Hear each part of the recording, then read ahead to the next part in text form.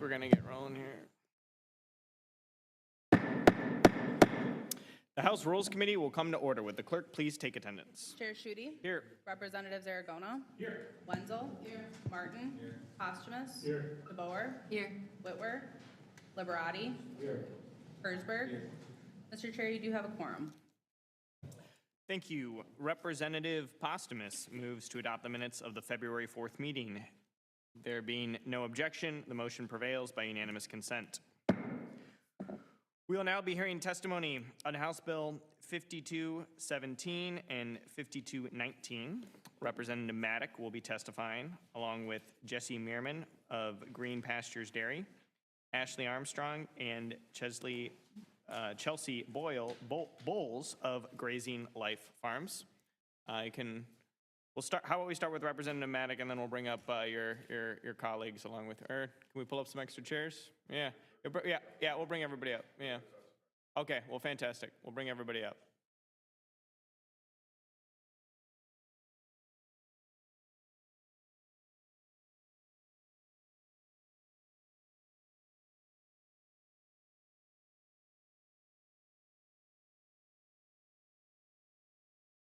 And then if you could hit the button on the mic when you get started and begin when you're ready.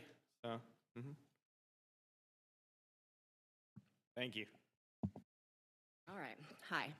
My name is Chelsea, and I'm here to represent small farmers who are frustrated with the red tape and financial burden necessary to sell farm products.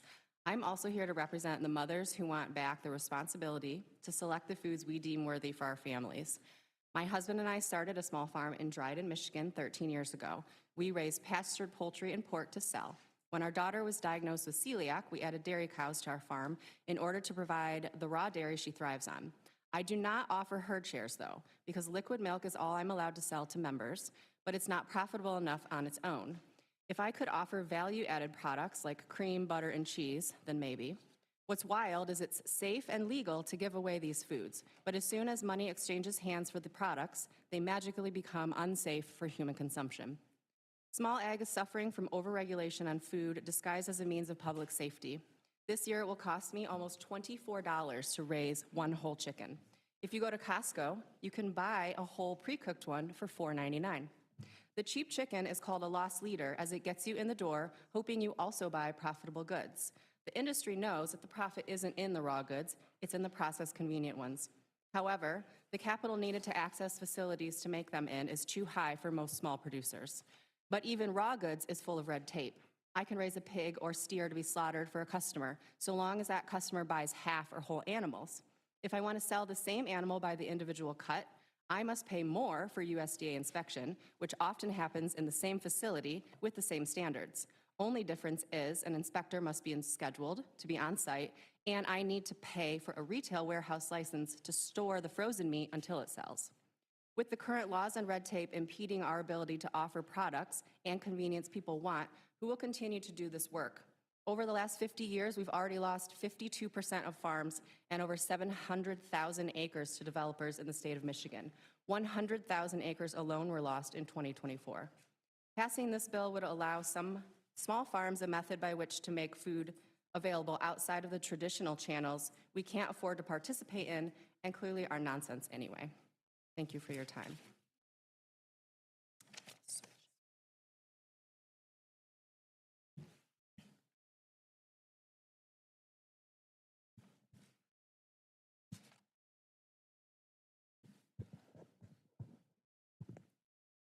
Good morning. My name is Ashley, and after earning my PhD in engineering, I stepped away from a faculty path at the University of Notre Dame to dedicate my work to the connection between real food, human health, and keeping small farms alive. At its core, this issue today is bipartisan. It is about consumer freedom of choice and creating space for small farmers to survive in a food system that increasingly favors large-scale industrial operations. First, let's address the question, is raw milk safe? Humans have consumed raw milk for thousands of years. Pasteurization only became widespread in the early 1900s during rapid urbanization, when cows were moved out of their natural living environments out on pasture into crowded, unsanitary confinement systems in cities. Of course, pasteurization was needed in these conditions of mass confinement and poor sanitation. And today, this context matters. Milk from small, well-managed pasture-based farms is different from milk produced in high-density confinement systems. Peer-reviewed research continues to conclude that raw milk can be produced with a high level of hygiene and safety. And since Michigan already permits raw milk herd share programs, the state has tacitly acknowledged that raw milk can be produced safely. It's also important to remember the foodborne illness is not unique to raw milk. The state referenced the 2023 to 2024 salmonella outbreak linked to raw milk that resulted in 171 documented illnesses. Well, in that same year, the largest salmonella outbreak in the US was linked to cucumbers, resulting in 551 illnesses and 155 hospitalizations. All food carries risk, and adults are allowed to make informed decisions involving known risks every single day. Alcohol, vape pens, marijuana, raw cookie dough, sushi with raw fish, and raw oysters. In those cases, the government doesn't ban access, it provides information, and then allows adults to decide for themselves. So why should informed adults be prevented from purchasing farm-fresh food like raw milk if they understand and accept the risks? We need to acknowledge a simple reality. Many consumers are increasingly frustrated with the conventional food system and want access to traditional farm-fresh foods. Yet right now, they do not have the freedom to choose them. Our policies have not kept pace with growing public demand. These bills align with the committee's red tape initiative by reducing unnecessary regulatory burdens and creating a fair pathway for small farms to compete in the marketplace. This legislation is not about dismantling the conventional dairy system, but about making space for a parallel model, one that allows small farmers a viable path to profitability and restores consumers freedom to choose. Thank you.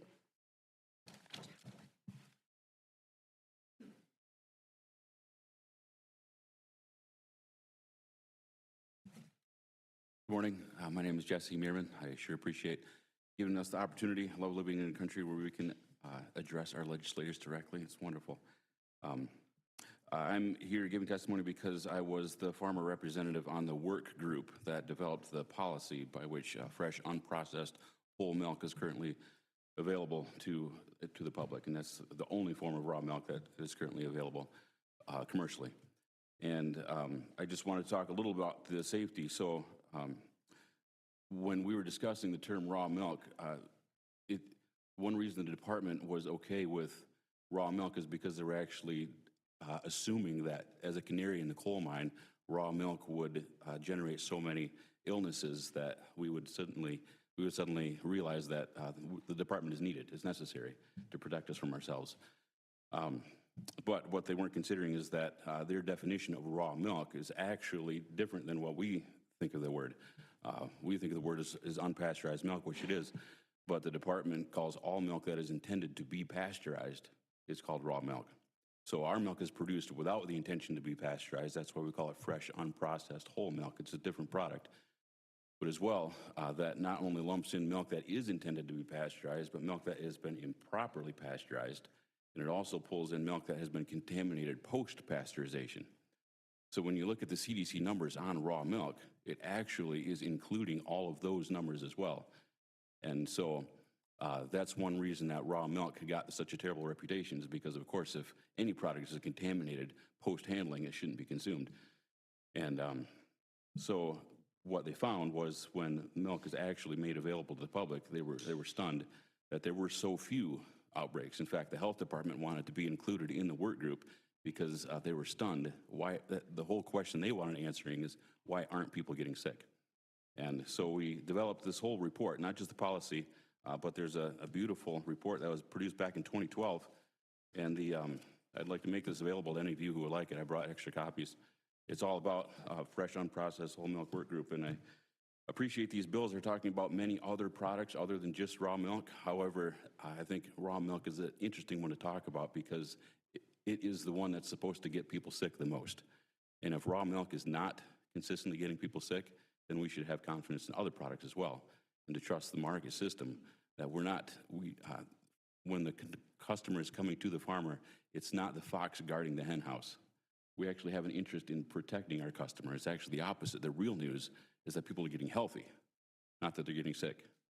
And so far, the department has agreed with that statement. So I know they may have submitted some comments against, but when we had the opportunity to speak directly to them, they understood what we were talking about. So again, I really appreciate your time. Thank you. Do you have anything you'd like to share? Okay. Well, yeah, appreciate your testimony. Just a couple of questions here. So this legislation would permit the sale allowed on a farm. So could go to green pastures, dairy, or grazing life farms, and I could directly purchase that from your farm. It's not a sale to retail sale. Is that correct? Correct. Okay. So there's a lot of states that do that, including, I'm of the belief that Michigan's dairy is superior to Wisconsin, but a lot of people would say that Wisconsin is known for its dairy, and this is a practice that is allowed in Wisconsin, and general retail sales allowed in, California, which is one of the largest markets in the country. So we wouldn't be out of step with practices that are in a lot of different states. Over 30, yeah. Over 30 states, so more than half. And then I just want to make sure I'm understanding, because again, we're allowing this sale on farms. So I could go to Grazing Life Farms and you could gift that to somebody as a generous donation. But you, if you wanted to, give you $5 for that milk product, then it would become illegal. Yeah, it makes it outside of the current herd. outside of the current. Yeah, that's we're making it really difficult on farmers. That's for sure. Representative Whitwer. Hi, thanks for being here. I was reading up on this last night, and I actually have people that I know that do buy through herd sharing, so I know there is a way to be able to get raw milk if you want to get raw milk right now, and it was adopted, policy 1.4 in 2013. So I just think that we should look at, recently New Mexico warned against consuming raw milk because they had a baby born and it died of listeria, and they underscored it saying that it was probably due to the mother drinking raw milk. It does expose, and it's been proven to expose people to pathogens including tuberculosis, salmonella, E. coli, and other things. And children under 5, adults over 65, pregnant, weakened immune system, they're at higher risk. The regulation came about after the U.S. government adopted a robust apparatus for regulating and monitoring the milk supply after an epidemic killed thousands of kids at the turn of the 20th century. And I think that we, over time, have forgotten what government regulation has done for us through the fruit and dairy area, and it helped bring us precious gains in children's health by keeping TB, E. coli, and even the bird flu out of our milk that people drink. And if this is undone, we could bring back an infant mortality crisis previous generations of Americans thought we had overcome. So I'm curious as to if the idea is to increase choice and consumption of direct-to-consumer products, shouldn't the regulatory structure around the products themselves be stricter, as they are inherently more likely to cause illness? Yeah, I guess that's the question. Are they inherently more likely to cause illness? Anything that you ingest has risk. I know Boar's Head cheese just had a huge listeria recall, and then on the meat side, there's 10 dead from listeria now. And now the federal government is stepping in and saying, we're going to do the inspection. Well, if the state couldn't do the inspection, now the federal government is going to do a better job. I guess we look empirically. We don't want to trust the science, and the science has been the closer the customer gets to the producer, the less of these outbreaks that we actually see, not more. And I just also point out that in New Mexico, for example, they allow retail sale, and this is sale from the point of the farm. And since 2012, we've seen, I think 6 states move towards being more open towards the sale of raw milk, and only 1 state move to be more restrictive. So, Representative Posthumus. Thank you for your testimony. I appreciate you all coming out. 2 questions. So of the 30 states, and this one you may not have an answer to, but if you can find it, that'd be great. So you said there was 30 states that currently allow the sale of raw milk. Was that correct? In some form. In some form. Of those 30 states, from the time that they allowed the sale, have we seen an increase, or is there any statistics on an increase in mortality as a result of consuming raw milk, or sickness as a result of consuming raw milk? Those numbers are difficult to ascertain because raw milk is still such a broad definition, so to actually narrow it to. Ted Beals in this report is actually the only place that has ever actually looked for numbers based on what we're talking about. Okay, yeah, and that's what I would be asking about. So what you're specifically talking about, the milk that is produced for the purpose of being sold without being pasteurized. Once that became legalized, have we seen an uptick in mortality, sickness due to consumption of raw milk? No. I do have some data between 2000 and 2018. Raw milk was linked to approximately 204 reported outbreaks in the U.S., but during that same time period, all foods combined were associated with 15 to 16,000 outbreaks. And so it is a small percentage, and plus 9% of the raw milk outbreaks were from raw cheese, which is currently legal in the U.S. Okay.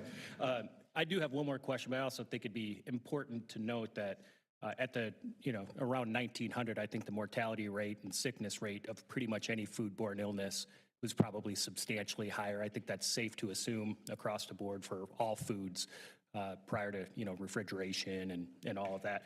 But my second question, if I can remember it. I can't remember it, but it'll come back to me. All right, well, Representative Martin has a question. Thank you, Mr. Chair. And Representative Posthumus just made mention to it.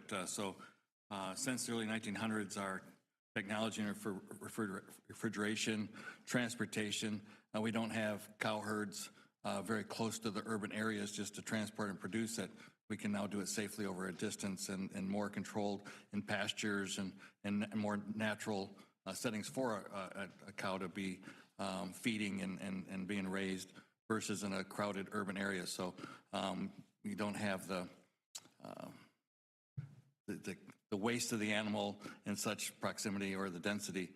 So I can see that technology definitely needs to be readdressed in our current thinking of the policy rather than just taking something from when we started doing canned foods. So I appreciate the information and look into it deeper. Thanks. All right. I think that's good. Appreciate your testimony. We also have 230 total cards of support on behalf of the legislation. I'm going to spare everyone from me butchering these names or reading out, but I think that's a record for the most number of cards we've had in committee. And submitting written testimony in opposition is Jackie Klippenstein with the Dairy Farmers of America.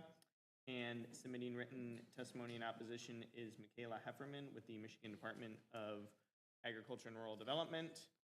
And not wishing to speak in opposition to the bill is Mike Witowski from the Michigan Manufacturers Association. Not wishing to speak in opposition to the bill is Jason Wadiga from the Michigan Dairy Foods Association. Not wishing to speak in opposition to the bill is Scott Korn from the Dairy Farmers of America. And not wishing to speak in opposition to the bill is Sheila Burkhart from Michigan Milk Producers. All right. Thank you very much. Appreciate your testimony. All right. And we will now hear testimony on House Bill 5150, and Representative Thompson will be testifying. Representative, please begin when you're ready.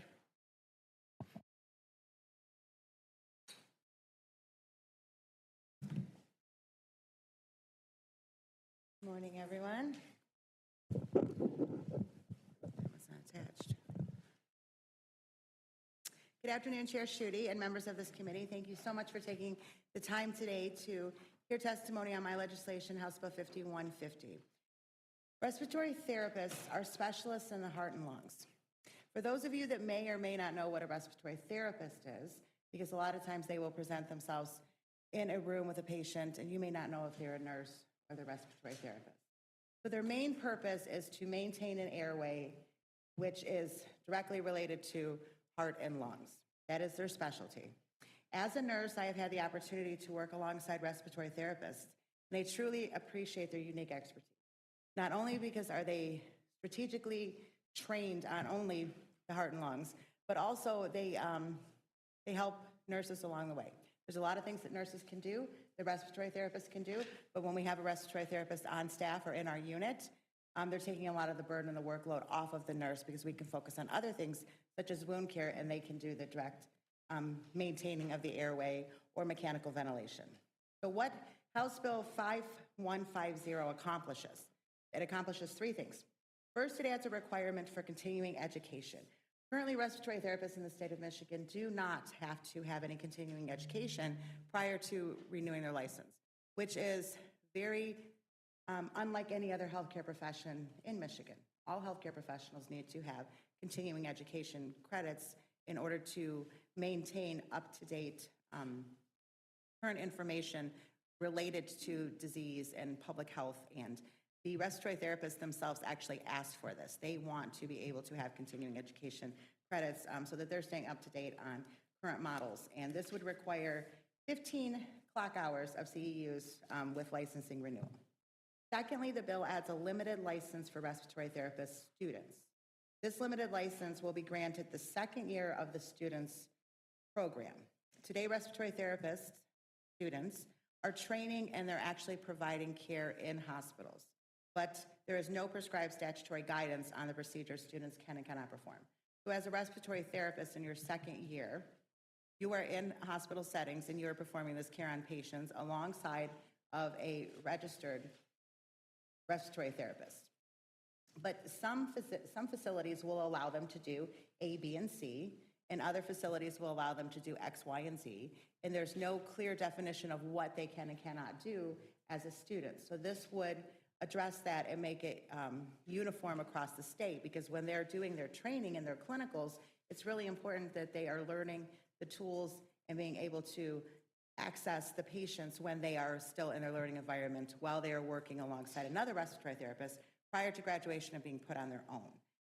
So this is really important. I think that it's going to put out greater respiratory therapists because they're getting the hands-on that they need while they have someone overseeing them. This limited license provides this needed clarity.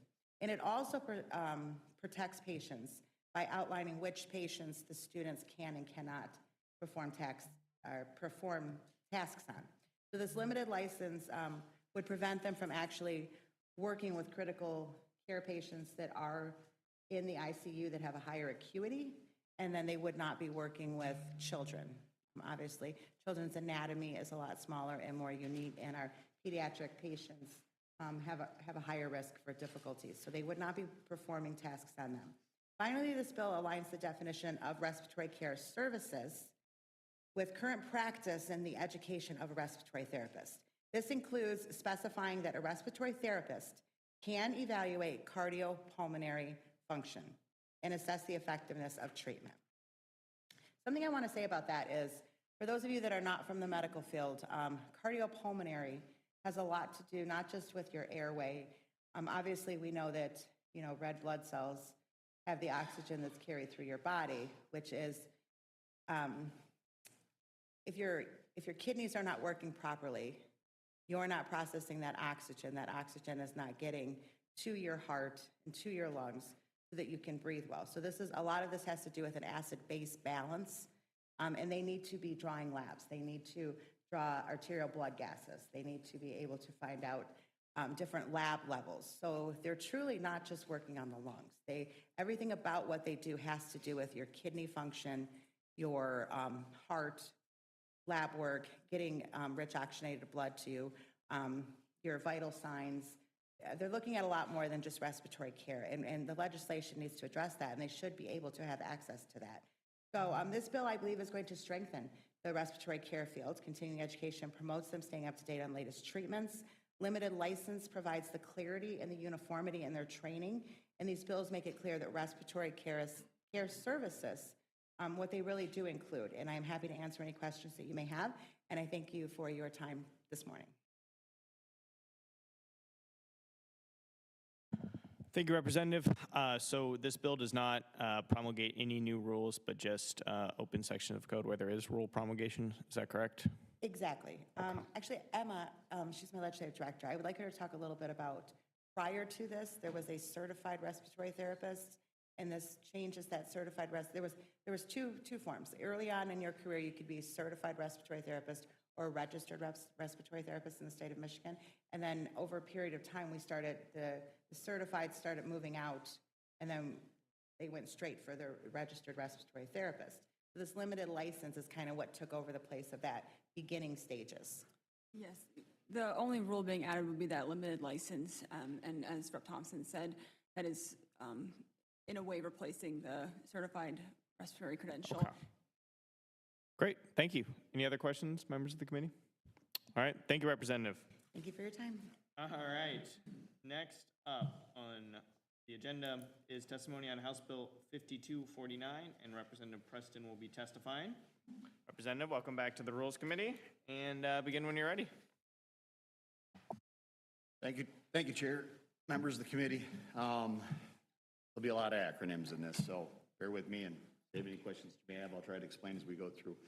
One of the most significant regulatory challenges facing EMS services in the Upper Peninsula and rural communities in our state is the rigid structure of how ambulance services are licensed.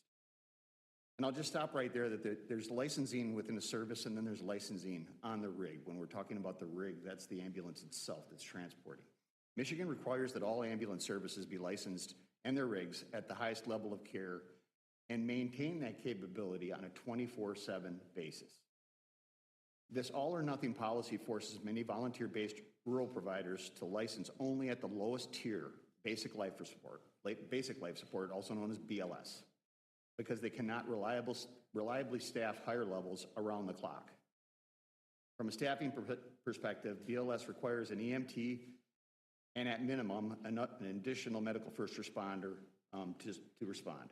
Limited advanced life support requires an advanced EMT and an EMT at minimum. And advanced life support, also thought of as ALS, is the highest level, and it requires dual paramedic or paramedic EMT at the least. Importantly, the license level applies to the ambulances, not to the individual crew members of the shifts.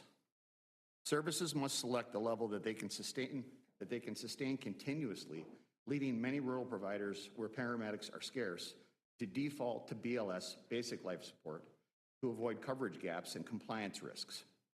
This policy creates a critical mismatch, even when highly trained paramedics are available on a shift.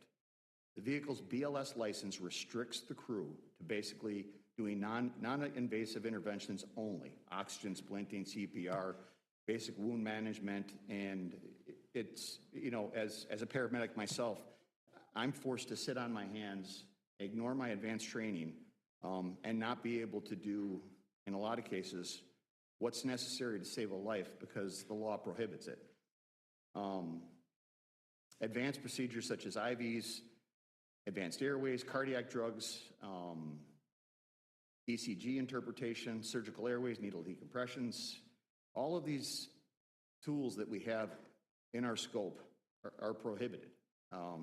And I can understand the reason why. And the result is often that BLS is forced into going into what's called diesel therapy, and that means we drive as fast as we can to try to get that patient to a higher level of care, which is usually the hospital, or an intercept. We'll call up an ALS intercept, so that means that the ALS unit needs to, we used to respond in a small car with our entire package, and then jump onto that BLS rig to provide ALS support. The problem with that is, in our area especially, you're looking at transport times that exceed an hour, and everybody's usually heard about the golden hour. So we're pushing up against that to begin with. House Bill 5249 directly addresses this regulatory barrier by establishing a new ambulance operation adaptive care license. This targeted flexible license would allow qualifying BLS licensed services, when properly staffed with a higher level personnel, to provide limited ALS care during emergency responses. The bill empowers the Emergency Medical Services Coordination Committee, the MSCC, within MDHHS to review applications and make recommendations for approval. That process draws from the successful model of the Bennett Bill from 1987, which has enabled services to transition to higher licensure levels over time. While the Bennett Bill supports a temporary upgrade path towards full permanent higher level licensure, 5249 is tailored for rural services that may never be able to achieve that full-time higher level staffing, but can deliver advanced care part-time when qualified personnel are on duty. To ensure accountability and prevent misuse, this bill includes strict safeguards and eligibility criteria. The service must have existed and held a BLS license as of October of 2022. It must be owned, operated by, or under contract with a local unit of government as designated and as a designated transporting agency. The adaptive care flexibility applies only to primary 911 emergency response within that jurisdiction, not to emergency transports or transfers in overlapping territories. Approval requires a recommendation from the statewide EMSCC, a dedicated professional body, and ongoing oversight from the local medical control authority. As an advisory member of the EMSCC committee myself since taking office, I can confirm that these EMS professionals prioritize the integrity and the quality of EMS services across Michigan. My legislation is carefully designed reform that preserves the core requirement for reliable 24/7 coverage while providing common sense flexibility. When a paramedic is on the rig in a small rural service, such as where I live and where I serve, I should not have to sit on my hands and watch a patient circle the drain when I could be doing more. In rural areas with long transport times, 5249 will enable faster advanced interventions, improve patient outcomes, reduce unnecessary transport risk, and ultimately, this is going to save lives, all without compromising safety or creating redundant services. I appreciate the opportunity, and you may have some questions. Thank you, Representative. So in creating this new license, there be any requirements for additional FTEs? I'm from the sorry? department? Would there be any requirement for additional FTEs with administering or creating this license? No, this is basically, this will be on an application basis, and the heavy lift is really being done on the EMSCC committee's aspect, as well as the EMS division of DHS. And I can tell you, the EMS division of DHS really already has a pulse on the transporting agencies that could really benefit. Great. Any other questions from members of the committee? All right, seeing none, thank you. Thank you. And the committee will now go at ease.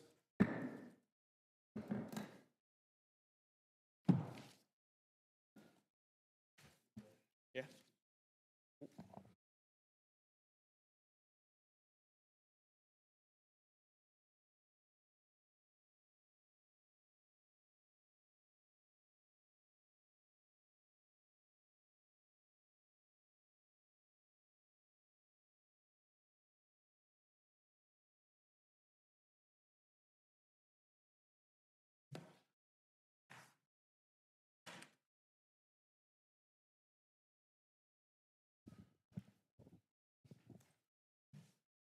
All right.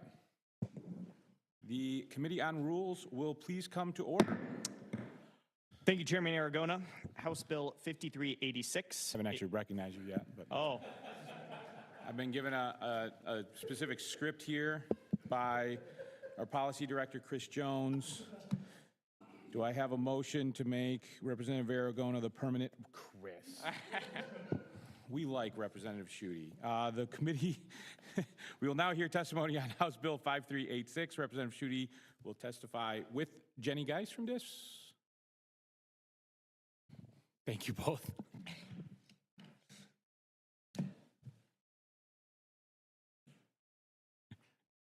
Go ahead whenever you're ready, guys. thank you, Chairman Aragona, especially for your gracious leniency in allowing me to testify today. House Bill 5386 is part of a bill package intended to make Michigan a more attractive domicile for licensed captive insurance companies. This bill was in front of the Insurance Committee, and we had heard from Representative Tisdall, who kind of explained what a captive is. I'll do my best just to recap. A captive is a licensed insurance company owned by the entity that it insures. An example would be, Aragona Manufacturing Incorporated would pay $10 million a year in commercial insurance premiums, but finds that their average annual claims are only $5 million. Aragona Manufacturing could create a captive Aragona insurance company and pay premiums to that captive. I won't go into the economics of that, but what my bill does is it codifies a rule from the Department of Insurance and Financial Services regarding licensed captive insurance companies. That rule requires captives to file audited financial statements with DIFs within 5 months at the end of the company's fiscal year. Those audits are to be prepared by an independent public accountant in good standing with the American Institute of Certified Public Accountants and in good standing in each state where they are licensed to practice. And in addition, the renewal fee due date would be updated from every year on March 1st within 90 days at the end of the company's fiscal year. Codifying a rule requiring captive insurance companies to file an audit from a CPA in good standing acts as a safeguard against bad actors, and streamlining the process of renewal helps the company's fiscal year flexibility, as not every company uses a calendar year. House Bill 5386 and its companion bills is a package to modernize the restrictive regulatory framework causing Michigan companies to domicile their captives in other states. And I have here with me Jenny Geis from DIFS, who can elaborate on anything I missed. This one doesn't. No, I think you did a great job. The only things I would just add is some of the industries that use these captives include manufacturing, agriculture, healthcare, real estate, construction. So it's used across the board. And then also with regards to 5836 is captives are also regulated and audited in the same way as other insurers.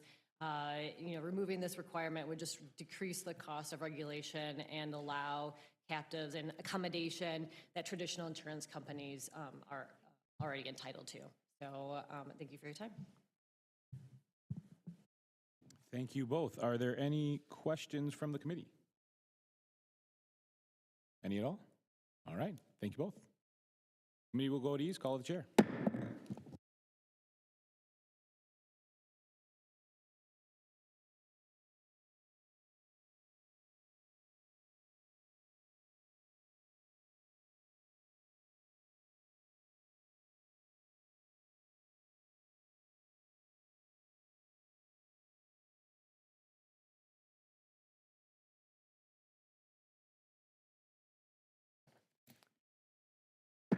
The committee will return to order, and we will now take up House Bill 4790. And there is a substitute H1, that removes rule promulgation and instead requires the board to ensure that the course is available and to encourage physicians to take the course. Representative Posthumus moves to adopt the substitute. Would the clerk please call the roll? On the motion to adopt the substitute, Chair Schuette? Yes. Representatives Aragona? Yes. Wenzel? Yes. Martin? Yes. Posthumus? Yes. DeBoer? Yes. Whitwer? Yes. Liberati? Yes. Hersberg? Yes. Mr. Chair, you have 9 yeas, 0 nays, and 0 pass. The motion does prevail. The substitute is adopted, and Representative DeBoer moves to report the bill with recommendation as substitute H1. Would the clerk please call the roll? On the motion to report, Chair Schuette? Yes. Representatives Aragona? Yes. Wenzel? Yes. Martin? Yes. Posthumus? Yes. DeBoer? Yes. Whitwer? Yes. Liberati? Yes. Hersberg? Yes. Mr. Chair, you have 9 yeas, 0 nays, and 0 pass. The motion does prevail. The bill is reported with recommendation. And we will now take up House Bill 4899. Representative Martin moves to report the bill with recommendation. Would the clerk please call the roll? On the motion to report, Chair Schuette? Yes. Representatives Aragona? Yes. Wenzel? Yes. Martin? Yes. DeBoer? Yes. Posthumus? Yes. Whitwer? Yes. Liberati? Yes. Hersberg? Yes. Mr. Chair, you have 9 yeas, 0 nays, and 0 pass. The motion does prevail. The bill is reported with recommendation. We will now take up House Bill 4932, and Representative Wenzel moves to report the bill with recommendation. Would the clerk please call the roll? On the motion to report, Chair Schuette? Yes. Representatives Aragona? Yes. Wenzel? Yes. Martin? Yes. Posthumus? Yes. DeBoer? Yes. Whitwer? Yes. Liberati? Yes. Hersberg? Yes. Mr. Chair, you have 9 yeas, 0 nays, and 0 pass. The motion does prevail. The bill is reported with recommendation. And we will now take up House Bill 4934, and Vice Chair Aragona moves to report the bill with recommendation. Would the clerk please call the roll? On the motion to report, Chair Schuette? Yes. Representative Zaragoza? Yes.